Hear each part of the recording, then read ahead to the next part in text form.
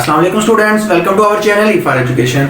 My name is Asad Zaheer और आज हम 9th क्लास के चैप्टर नंबर 1 के टॉपिक केमिकल कैलकुलेशंस के बारे में स्टडी करेंगे। तो बच्चों, केमिकल कैलकुलेशन को स्टडी करने से पहले हम देखेंगे कि केमिकल कैलकुलेशन को आपकी बुक में कितने टॉपिक्स में डिवाइड किया गया, सब टॉपिक्स में डिवाइड किया गया है। तो सबसे पहले हम लोग डिस्कस करेंगे मोल मास कैलकुलेशन। फर्स्ट टाइप हमारे पास कौन सी होगी? मोल और मास, जिसमें हम देखेंगे कि मोल में और मास में आपस में क्या रिलेशन है। सेकंड हम बात करेंगे मोल पार्टिकल्स कैलकुलेशन के बारे में। और थर्ड हम लोग बात करेंगे मास और पार्टिकल्स कैलकुलेशन के बारे में। तो बच्चों, हमने जो केमिकल कैलकुलेशन आज स्टडी करनी है, इसमें हमारे पास 3 सब टॉपिक्स हैं, जिसमें फर्स्ट टॉपिक में हम रीड करेंगे मोल और मास के दरमियान क्या रिलेशन है। सेकंड में हम कैलकुलेशन करेंगे, उसमें हम देखेंगे कि मोल्स और पार्टिकल्स में आपस में क्या रिलेशन है। थर्ड में हम देखेंगे मास और पार्टिकल्स में आपस में क्या रिलेशन है। तो बच्चों, इन केमिकल कैलकुलेशन को आगे फर्दर स्टडी करने से पहले हम लोग इसके मेथड की बात करते हैं कि हमने केमिकल कैलकुलेशन करनी कैसे है। तो बच्चों, केमिकल कैलकुलेशन करने के हमारे पास कुछ क्या होंगे? स्टेप्स पाए जाएंगे। पास कुछ स्टेप्स पाए जाएंगे। इन स्टेप्स में सबसे पहले हम लोग डिस्कस करेंगे गिवन डाटा के बारे में। सेकंड हम बात करेंगे टू फाइंड। थर्ड स्टेप में हम लोग बात करेंगे फॉर्मूला। और फोर्थ स्टेप में हम लोग बात करेंगे सॉल्यूशन की।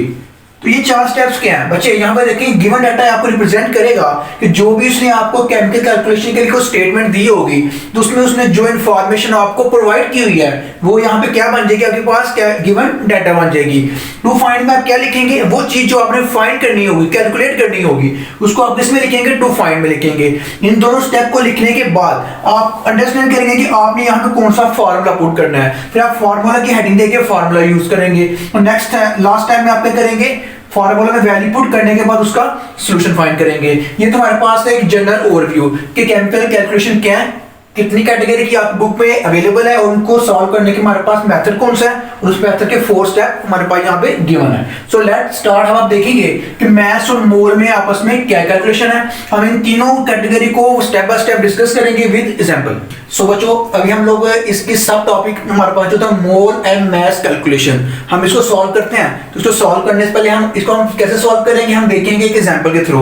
अब देखिए, आपको ये एग्जांपल दी गई है, इसमें देखिए आपको क्या इंफॉर्मेशन मिली है। कहता है oxygen is converted to ozone during thunderstorm. Calculate the mass of ozone if 9.05 moles of ozone is formed in a storm. तो सबसे पहले आपको पता है कि आपने कौन सा स्टेप यूज करना है? गिवन डाटा वाला। तो अब देखिए, आपको यहाँ पर उसने कौन कौन सी इंफॉर्मेशन गिवन दी हुई है।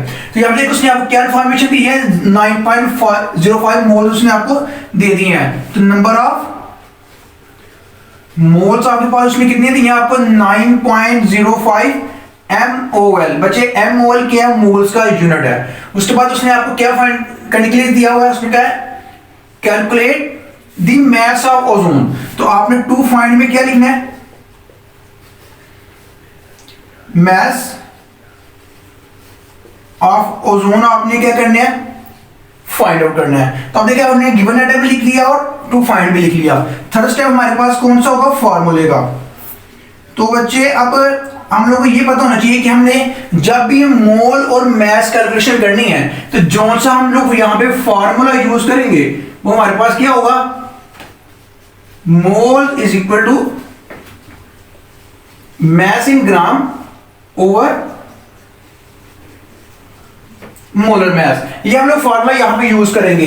तो बच्चे, आपने एक बात हमेशा याद रखनी है कि जब भी आपको कोई फॉर्मूला दिया जाए, यहां पे देखिए 3 आपके पास वैल्यूज हैं, मोल भी है, मास इन ग्राम भी है, मोलर मास भी है। तो इनमें से देखें, आपको इनमें से 2 वैल्यूज का पता होगा, थर्ड आप ऑटोमेटिकली फाइंड कर लेंगे। तो आप देखिए, यहां पे उसने आपको क्या दिया हुआ है? नंबर ऑफ मोल्स उसने आपको दे दिए हुए हैं। मास आपने क्या करना है? फाइंड करना है। तो अब यहां पे मोलर मास, तो बच्चे मोलर मास की जो वैल्यू होती है, वैल्यू ऑफ मोलर मास ये कभी भी आपको गिवन नहीं होगी, ये आपने हमेशा खुद फाइंड करनी होती है। अब वो कैसे फाइंड करेंगे आप? अब देखिए आप यहाँ पे किस केमिकल कंपाउंड की बात करें, आप कह रहे हैं कि ऑक्सीजन जो है वो किस में कन्वर्ट हो रही है, ओजोन में कन्वर्ट हो रही है। तो जब वो ओजोन में कन्वर्ट होगी तो ओजोन का मॉलिक्यूल हमारे पास कितना है, O3। तो आपको पता है मोलर मास कैसे फाइंड करते हैं, जितने हम इसको प्रीवियस लेक्चर में डिस्कस कर चुके हैं। ऑक्सीजन कितने हमारे पास 3 बिफोर आ जाएगा, और ऑक्सीजन की वैल्यू कितनी है 16, 3 multiply 16 is equal to 48 AMU। तो यहां पे देखिए हम लोग यहाँ पे 48 AMU हमारे पास क्या आ गया इसका मोलर मास। तो अब ये वैल्यू आपने फाइंड की है ना, तो इसको भी आप किस में लिखेंगे, गिवन डाटा पे। लेकिन हम इसको जब गिवन डाटा में लिखेंगे तो हम क्या लिखेंगे, molar mass of ozone is equal to 48 AMU। आपने इसको गिवन डाटा में क्यों लिखा? इसलिए लिखा कि ये फार्मूला उसने आपको स्टेटमेंट में दिया हुआ था, इसलिए हमने इसको किस में लिख दिया, गिवन डाटा में लिख दिया। आपके पास दो इन्फॉर्मेशन ये वाली होगी और थर्ड आपके पास ये वाली होगी। फार्मूला आपके पास क्या होगा, mole is equal to mass in gram over molar mass. अब लास्ट स्टेप हमारे पास कौन सा है जिसमें हम लोग किसकी बात करेंगे, सॉल्यूशन की बात करेंगे। अभी आप लोग इस फॉर्मूले में वैल्यूज पुट करें। मोल्स आपके पास कितने अवेलेबल है, 9.05 is equal to mass in ग्राम आपने फाइंड करना है ओवर मोलर मास। तो मोलर मास की वैल्यू आपके पास कितनी आ गई है 48। अब आपने मास इन ग्राम फाइंड करना था, 48 वहां जाके क्या हो जाएगा, मल्टीप्लाई हो जाएगा। तो आपके पास क्या आ जाएगा, mass in gram is equal to 9.05 multiply 48। अब जब हम इसको कैलकुलेट करेंगे तो हमारे पास जो मास आएगा वो किस में आएगा, हम लोग जब इसको मास फाइंड करेंगे तो मास हमारे पास किस में आएगा, 434.4 ग्राम। तो इसका मतलब क्या हुआ कि हमने जो स्टेटमेंट में जो चीज पूछी गई थी, कैलकुलेट द मास, वो हमने क्या कर लिया, फाइंड कर लिया। तो अब देखिए जब भी मोल और मास का कैलकुलेशन कहीं भी आपको जब भी फाइंड करनी हो जिसमें मास भी और मोल दोनों का रिलेशन हो, तो आपने हमेशा ये वाला फॉर्मूला यूज करना है, और मोलर मास हमेशा आपने क्या करना होगा, खुद फाइंड करना होगा। ठीक है, तो बच्चों हमें अब एग्जांपल में 2 की बात करते हैं। कहते हैं स्पून ऑफ टेबल सॉल्ट, जिसका फॉर्मूला हमारे पास क्या है, NaCl। तो यहाँ बच्चों टेबल सॉल्ट हमारे पास क्या होता है, वो नमक जो हम घरों में यूज करते हैं उसे हम क्या बोलते हैं, टेबल सॉल्ट। उसका फॉर्मूला क्या है, NaCl। कहता है contain 12.5 gram of this salt. Spoon में इतना हमारे पास सॉल्ट मौजूद है। अब आपने क्या फाइंड करना है, calculate the number of moles it contain. तब देखो उसने आपको क्या इंफॉर्मेशन दी है, उसने आपको मास यहाँ पे दे दिया हुआ है। तब आप क्या लिखेंगे, मास इन ग्राम, क्योंकि उसने आपको ग्राम में दिया हुआ है, is equal to 12.5 gram. Clear हो गया। अब आपने कैलकुलेट क्या करना है, नंबर ऑफ मोल्स आपने फाइंड करने हैं। तो क्या लिखेंगे, number of mole is equal to question mark. जब आपने यहां तक लिख लिया, अब आप देखें आपके पास किस में रिलेशन फाइंड किया जा रहा है, मास में एंड मोल्स में। तो जब भी मास और मोल की कैलकुलेशन आएगी हमेशा कौन सा फॉर्मूला यूज करेंगे, mole is equal to mass in gram over molar mass. तो यहां पे देखिए मास तो आपको दिया हुआ है, मोलर मास आपने फाइंड करना है। तो थर्ड चीज हमारे पास कौन सी है, मोलर मास। तो ये आप हमेशा फाइंड करेंगे। तो यहां पे देखिए केमिकल फॉर्मूला आपको कौन सा दिया गया, टेबल सॉल्ट। इसका फॉर्मूला क्या है, NaCl। तब आप NaCl का क्या फाइंड करें, मोलर मास। आपको पता है कि Na प्लस Cl, Na का मास नंबर 23 और Cl का 35.5, कितना आंसर आ जाएगा, 58.5 AMU। AMU क्या है इसका यूनिट। तब आपके पास मोलर मास क्या आ गया, molar mass is equal to 58.5 AMU। तब आपके पास क्या क्या नाम है, दो वैल्यूज आपके पास आ चुकी हैं, मास भी मोलर मास भी। मोल्स आपने क्या करना है, फाइंड। फॉर्मूला आपके पास कौन सा है, mole is equal to mass in gram over molar mass. अब आप ये वैल्यूज इसमें पुट करें तो मोल्स आपके पास कितने हैं जो आपने फाइंड करने हैं। इसका मतलब क्या हुआ, मोल्स आपने क्या करने हैं, फाइंड। मास इन ग्राम आपके पास कितना है, 12.5, मोलर मास कितना है, 58.5। जब हम फाइंड करेंगे तो हमारे पास मोल्स की वैल्यू आएगी 0.21 मोल। अब यहाँ मोल क्या है, मोल जो है वो मोल्स का क्या है, यूनिट। तो बच्चों हम इसके एग्जांपल नंबर 3 की बात करते हैं। कहता है calculate the number of moles of 250 milligram of carbon. तो यहाँ पे देखिए उसने आपको मास किसमें दिया है, 250 मिलीग्राम में दिया है। तो हमने यहाँ पे क्या दिया हुआ है, मैथ उसने आपको किसमें दिया है 250 मिलीग्राम में। तो बच्चे जब हमारे पास फॉर्मूले में क्या मौजूद है मैथ इन ग्राम, यहाँ पे क्या है मिलीग्राम। तो बच्चे याद रखिएगा कि जो मिली होता है ना, मिली का मतलब है कि आपने किसी भी चीज जो भी होगी आपने उसको किससे डिवाइड कर देना है 1000 से डिवाइड कर देना है। मिली का मतलब क्या है कि जिस चीज के साथ मिली लगा होगा उस चीज को आपने 1000 पे क्या कर देना है डिवाइड कर देना है। तो आपके पास क्या आंसर आ जाएगा 0.25 ग्राम आंसर आ जाएगा फर्स्ट स्टेप। नेक्स्ट स्टेप आपने क्या फाइंड करना है नंबर ऑफ मोल्स। तो नंबर ऑफ मोल्स आपने क्या करने हैं फाइंड करने हैं। थर्ड आपने क्या फाइंड करना है मोलर मास। यहां देखो आपको कौन सा कंपाउंड दिया गया है कार्बन, और कार्बन एक एलिमेंट है। तो मोलर मास ऑफ कार्बन कितना होता है, मोलर मास ऑफ कार्बन हमारे पास होता है 12 AMU। तो आपके पास क्लियर। अब हम इसका हमारे पास फॉर्मूला क्या है mole is equal to mass in gram over molar mass. Values put करें, मोल्स आपने फाइंड करने हैं। आपके पास मास कितना है 0.25 और मोलर मास कितना है 12। आपके पास कितना आंसर आएगा 0.021 मोल आंसर आ जाएगा। तो मोल्स आपके पास कितने आ गए 0.021। तो बच्चे यहाँ पे इस एग्जांपल को करने का मकसद ये था आपको बताया जाए कि अगर मैथ आपको मिलीग्राम में दिया गया है तो मैथ फार्मूले में किस में लगता है ग्राम में लगता है। तो मिलीग्राम से ग्राम में जाने के लिए आप ये करते हो किसी चीज को 1000 से डिवाइड करते हो, वो किस में कन्वर्ट हो जाती है ग्राम में। अगर आपको लिखा होगा 1.5 किलोग्राम, अब यहाँ पे देखो किलोग्राम में है 1.5 किलोग्राम, तो कोई भी किलोग्राम ऑफ MgO, लेट्स सो एक कंपाउंड है आपके पास MgO या आप कार्बन ही ले लें। अगर आपको 1.5 किलोग्राम ऑफ कार्बन दिया जाए तो आप क्या करेंगे किलोग्राम को पहले किस में कन्वर्ट करना है ग्राम में। तो आपको याद बच्चों पता होना चाहिए कि किलो जब भी आएगा आपने चीज को 1000 से क्या कर देना है मल्टीप्लाई कर देना है। मिली के केस में डिवाइड करना है और किलो के केस में क्या करना है 1000 से मल्टीप्लाई करना है। तो आपके पास क्या आंसर आ जाएगा 1.00 ग्राम। अब आप दोबारा ये स्टेप हमारे पास यही इन्वॉल्व होंगे। तो बस इस एग्जांपल को करने का मकसद ये था आपको बताया जाए कि मैथ अगर मिलीग्राम में होगा तो आप पहले इसको ग्राम में कन्वर्ट करेंगे 1000 से डिवाइड करके। अगर वो ग्राम में किलोग्राम में है तो 1000 से मल्टीप्लाई करेंगे ताकि वो किस में आ जाए ग्राम में आ जाए। तो बच्चों अभी हम बात करेंगे सब टॉपिक मोल पार्टिकल कैलकुलेशन। फर्स्ट टॉपिक हम डिस्कस कर चुके हैं। अभी हमारे पास सेकंड टॉपिक क्या है मोल और पार्टिकल कैलकुलेशन में कि आपने मोल और पार्टिकल्स का आपस में रिलेशन बताना है। तो इसको हम सॉल्व करेंगे विद एग्जांपल। कहते हैं zinc is a silvery metal that is used to galvanize steel to prevent corrosion. कहते हैं जिंक क्या है जो स्टील जो मेटल होती है ना स्टील मेटल को क्रोयन का मतलब यहाँ पे ये होता है जंग लगना। तो स्टील को जंग लगने से कौन बचाता है जिंक बचाती है। तो कहता है कि आपने क्या करना है हाउ मेनी एटम्स, आपने क्या फाइंड करना है हाउ मेनी एटम्स। इसका मतलब क्या हुआ नंबर ऑफ एटम्स आपने क्या करने हैं फाइंड करने हैं। There in 1.25 moles of zinc. तो मोल्स ऑफ कितने दिए गए हैं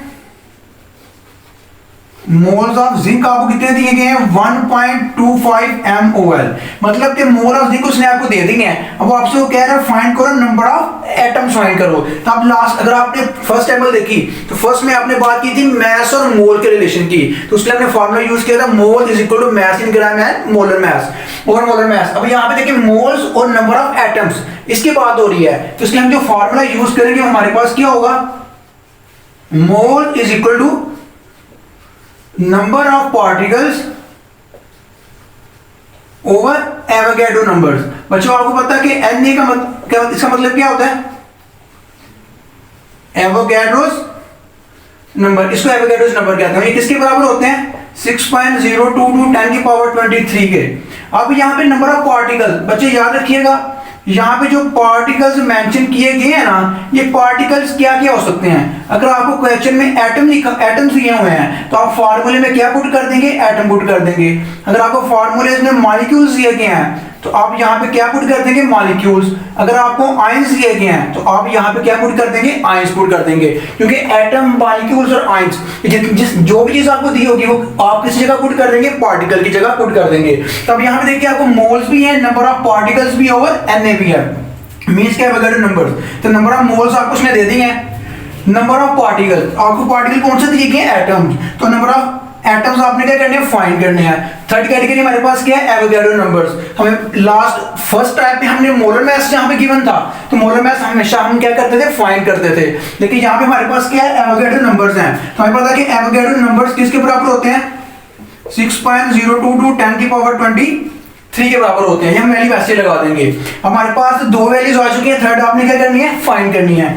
फॉर्मूला हमारे पास कौन सा है, मोल्स इज इक्वल टू, अब नंबर ऑफ पार्टिकल्स तो हमारे पास एक जनरल फॉर्मूला है। अब आपको उसमें एटम्स नहीं है, तब आप यहां पे क्या लगाएंगे, number of atoms over Na। अब आप वैल्यूज पुट करें, मोल वैसे ही आ जाएंगे, सॉरी मोल उसने आपको दिए हैं 1.25। आपके पास आपने नंबर ऑफ एटम्स आपने फाइंड करने हैं और एवोगैड्रो नंबर आपके पास कितनी है, 0.22 10 की पावर 23। ये आपने Na की वैल्यू यहां पे क्या कर दी, पुट। अब ये यहां पे जाके क्या हो जाएगी, मल्टीप्लाई हो जाएगी। तो क्या आ जाएगा, number of atoms is equal to 1.25 multiplied 6.022 10 की पावर 23। जब आपने सॉल्व किया आपके पास आ गया 7.53 एटम्स आ गए। 7.53 मल्टीप्लाइड 10 की पावर 23 आपके पास यहाँ पे क्या आ जाएंगे, एटम्स आ जाएंगे। अभी आपने कैसे किया, आपने 1.25 को मल्टीप्लाई किया 6.022 10 की पावर 23 के साथ। जब आप कैलकुलेटर से सॉल्व करेंगे आपके पास ये आंसर आ जाएगा। तो ये आपने क्या फाइंड कर लिया, नंबर ऑफ एटम्स फाइंड कर लिया। तो ठीक है बच्चों, अब हम इसके एग्जांपल नंबर 2 की बात करते हैं। देखिए आप उसने इंफॉर्मेशन आपको दी है, कहते हैं दी calculate the number of moles of sugar that would contain 3.011 10 power 27 molecules of this compound। तभी आप उसने आपसे क्या फाइंड किया, calculate the number of moles. आपने क्या फाइंड करनी है, नंबर ऑफ मोल्स आपने क्या करने हैं, फाइंड आउट करने हैं। अब वो आपसे कह रहे हैं किसमें नंबर ऑफ मॉलिक्यूल्स ने आपको किसने दिए हैं, उसने आपको नंबर ऑफ मॉलिक्यूल्स कितने दे दिए हैं, 3.011 10 की पावर 23 मॉलिक्यूल्स उसने आपको दिए हैं। अब आपने नंबर ऑफ मॉलिक्यूल्स आपको दे दिए हैं, आपने क्या फाइंड करना है, नंबर ऑफ मोल्स आपने फाइंड करने हैं। आपको पता है कि हमारे पास फार्मूला क्या है, mole is equal to number of particles over Na। तो नंबर ऑफ पार्टिकल की जगह उसने आपको क्या दे दिया, मॉलिक्यूल्स प्रोवाइड कर दिए हैं। मोल्स आपने फाइंड करने हैं। अब एवोगैड्रो नंबर्स आपके पास गिवन है, तो एवोगैड्रो नंबर की जगह क्या लिखेंगे, 6.022 10 की पावर 23 लिखेंगे। हमारे पास फार्मूला क्या है, mole is equal to number of particle की जगह हम क्या लिखेंगे, number of molecules over Na। Value put करेंगे तो नंबर ऑफ मोल्स आपने क्या करने हैं, फाइंड करने हैं। अब आपके पास मॉलिक्यूल कितने अवेलेबल है, 3.011 10 की पावर 27 10 की power 27 divided by Avogadro numbers के साथ डिवाइड करेंगे आप 6.022 10 की पावर 23। जब आप इसको कैलकुलेटर से सॉल्व करेंगे तो 3.011 को डिवाइड करेंगे 6.022 पे, आपके पास 0.5 आंसर आ जाएगा। मल्टीप्लाई ऊपर कितनी वैल्यू थी, 10 पर 27, 23 पर जाके हो जाएगी माइनस, आपके पास क्या आंसर आएगा 0.5 मल्टीप्लाई 10 की पावर 4। तो ये आपके पास क्या आ गया आंसर, आप इसको सिंपल फॉर्म में लिख सकते हैं 5000 MOL। तो आपके पास ये क्या आ जाएगा, मोल्स आ जाएंगे। तो आप इसको डायरेक्ट वैल्यू पुट करके भी आंसर लेके आ सकते हैं, या आप सिंपल वैल्यू को डिवाइड करेंगे और पावर आप जाके हो जाएगी माइनस हो जाएगी। माइनस क्या हमारे पास 10 पावर 4 आ गया। तो बच्चों अभी हम इसकी पार्ट 3 की बात करेंगे, मैथ पार्टिकल कैलकुलेशन के बारे में। तो इसको हम पहले किससे सॉल्व करेंगे, एग्जांपल से सॉल्व करेंगे। तो यहाँ पे देखो आपको उसने क्या इन्फॉर्मेशन दी है, कहता है calculate the mass of 2 multiply 10 power 10 molecules of nitrogen gas. तो आपने क्या फाइंड करना है, कैलकुलेट द मास। तो मास आपने फाइंड करना है, मास आपने क्या करना है, फाइंड करना है। किसमें करना है, ग्राम में फाइंड करना है। हमें पता है मास हमेशा किसमें फाइंड करते हैं, ग्राम में। आपको उसने क्या दिया, number of molecules, number of molecules कितने दिए उसने आपको, 2 मल्टीप्लाई 10 की पावर 10 मॉलिक्यूल्स। उसने आपको 2 मल्टीप्लाई 10 की पावर 10 क्या दे दिए, मॉलिक्यूल्स दे दिए हैं। आपने क्या फाइंड करना है, मास इन ग्राम आपने क्या करना है, फाइंड करना है। अब हमें यहाँ पे फॉर्मूला चाहिए। तो आपने जो पीछे 2 फॉर्मूले किए हैं, आपने कहा था आपने पीछे 2 फॉर्मूले कौन कौन से किए हैं, moles is equal to mass in gram over molar mass.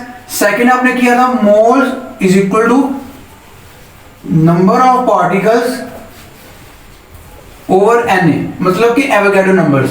तो आपने ये दो फार्मूले आप कर चुके हैं। अब देखिए इन दो इस फार्मूले की स्टेटमेंट में कहीं भी आपको नंबर ऑफ मोल नजर आ रहे हैं। अब मतलब क्या होगा कि थर्ड स्टेटमेंट में हमारे पास नंबर ऑफ मोल्स इन्वॉल्व ही नहीं होंगे।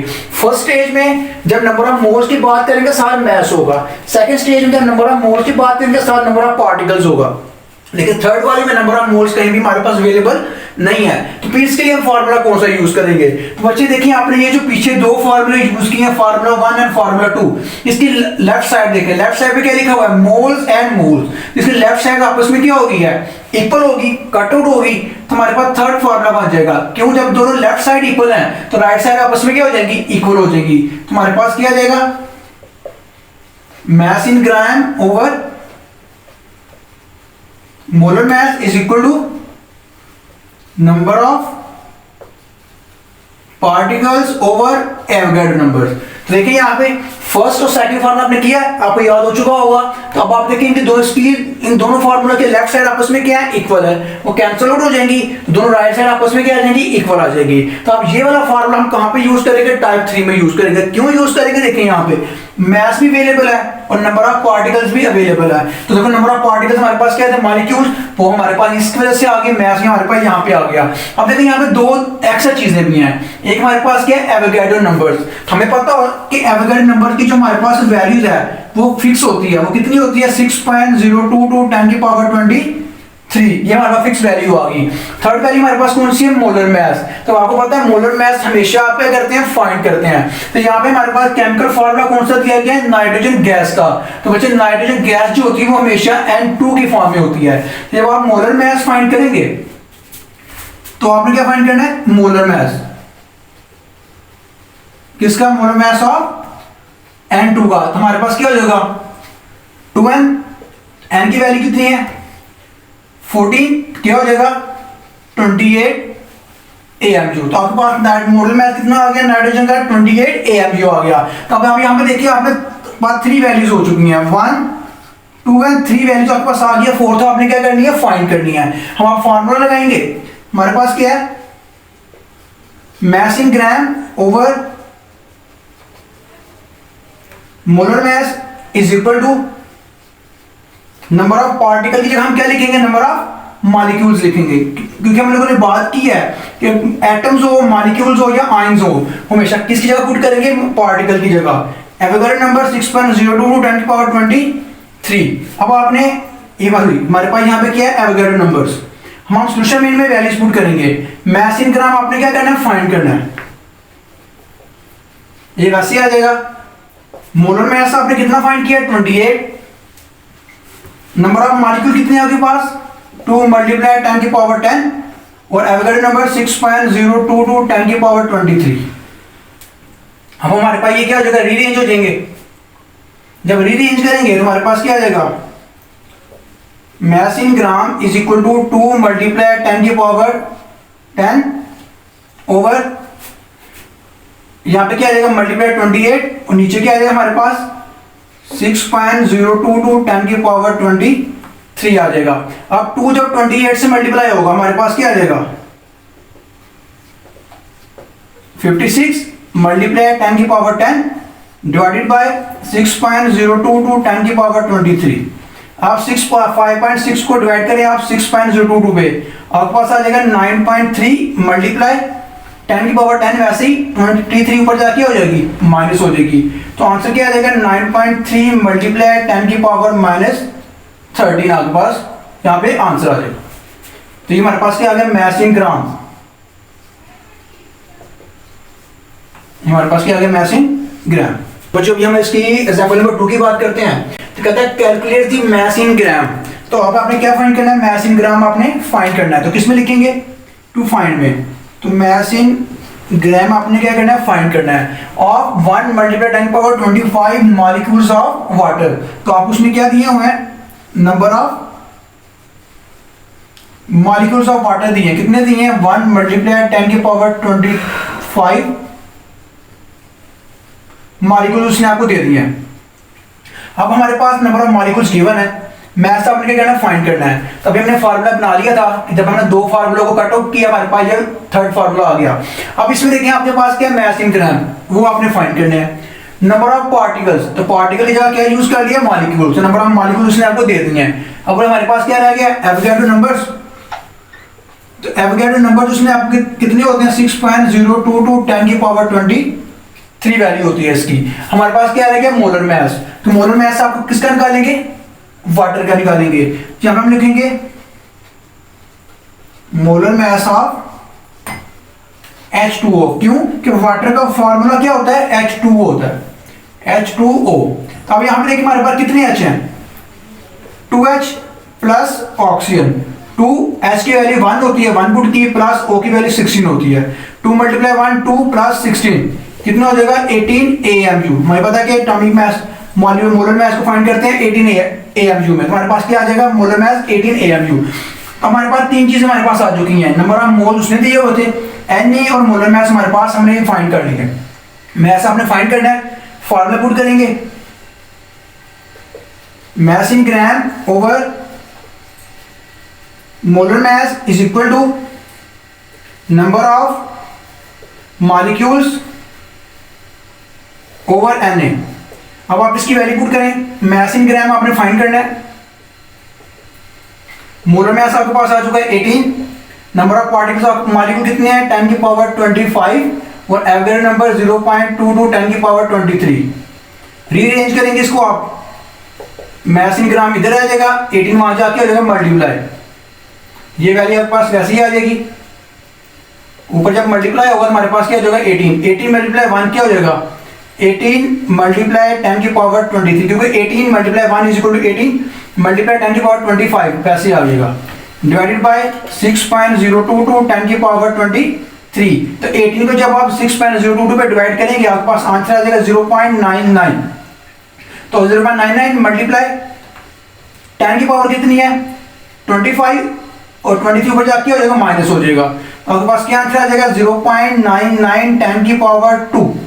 तो ये आपके पास ये क्या आ जाएगा, मास इन ग्राम कितना आ गया 0.99 10 की पावर 2। इसको आप रीअरेंज कर लेंगे क्या हो जाएगा, पॉइंट, तो 2 पॉइंट कहां पे जाएंगे, आगे की तरफ मूव करेंगे, तो हमारे पास क्या आ जाएगा 0299 ग्राम, ये आपके पास आंसर आ जाएगा। तो अब हमने 3 टाइप्स की बात की थी। तो हमने फर्स्ट टाइप जिसमें हमने मोल्स और मास का रिलेशन फाइंड किया, इसमें हमने 3 एग्जांपल सॉल्व किए आज। फिर हमने मोल्स और नंबर ऑफ पार्टिकल्स की रिलेशन को फाइंड किया, इसमें हमने 2 एग्जांपल फाइंड की। फिर अभी हमारे लास्ट एग्जांपल हमने रिलेशन फाइंड किया मास और पार्टिकल्स का, इसमें भी हमने कितने एग्जांपल सॉल्व किया, 2 एग्जांपल सॉल्व किया है। तो ये 3 जो फॉर्मूलेज हैं ये आपने 9th क्लास के जो हमारे पास न्यूमेरिकल्स हैं फर्स्ट चैप्टर में, इन 3 फॉर्मूलेज को यूज करके आप उनको फाइंड कर सकते हैं। लेकिन आपने माइंड में रखना है कि आपने ये स्टेप्स माइंड में रखनी है, given data to find formula and solution, इनमें हर स्टेप्स के मार्क्स होते हैं। तो इसलिए आपने जब भी न्यूमेरिकल सॉल्व करना है इन 4 स्टेप्स को क्या करना है इसमें यूज करना है।